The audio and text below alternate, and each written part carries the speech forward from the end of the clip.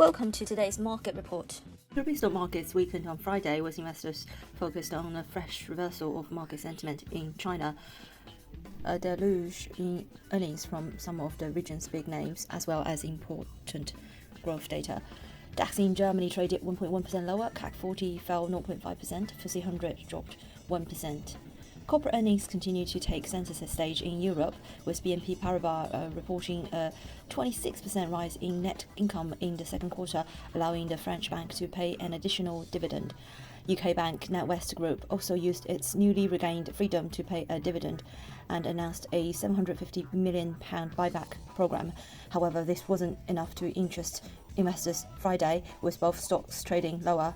EssilorLuxottica stock rose 1.5% after the luxury glasses maker raised its full-year guidance on Friday after revenue doubled in the second quarter, and Hermes stock rose 0.3% after its sales at the Birkin bag maker more than doubled from a year earlier.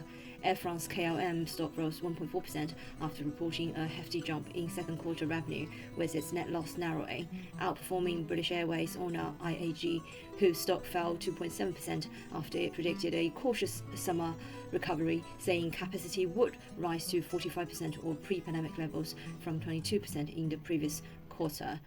Weighing on sentiment Friday was disappointing earnings from Amazon after the close on Wall Street Thursday. The e-commerce giant missed quarterly revenue expectations for the first time in 3 years, while providing weak guidance for the current quarter. In economic news, French gross domestic product rose 0.9% in the 3 months ending in June, an improvement from the drop of 0.1% the previous quarter, while Spanish GDP soared 2.8% on the quarter, up from minus 0.4% last quarter.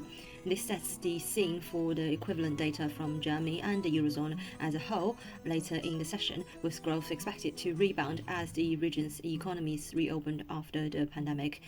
Oil prices edged lower on Friday, but are set to end the second consecutive week higher as investors remained confident about the global demand recovery. The US crude futures traded 0.6% lower at $73.20 per barrel. Brent contract fell 0.6% to $74.67 per barrel. Both contracts are set for gains of around 2% for the week. Gold futures fell 0.1% to $1,030.50 per ounce. On the FX front, the GBP-USD pair seesawed between tepid gains and minor losses through the early European session and was last seen trading in the neutral territory just above mid-139s. The pair was seen oscillating in a narrow trading band through the first half of the trading action on Friday and consolidated its recent strong gains to the highest level since June 24th.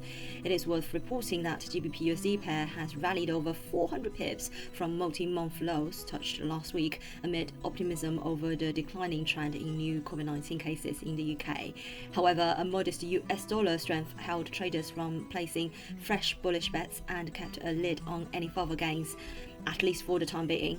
As investors looked past Thursday's softer US GDP print, worries about the potential economic fallout from the fast-spreading Delta variant of the coronavirus benefited the greenback's relative safe haven status.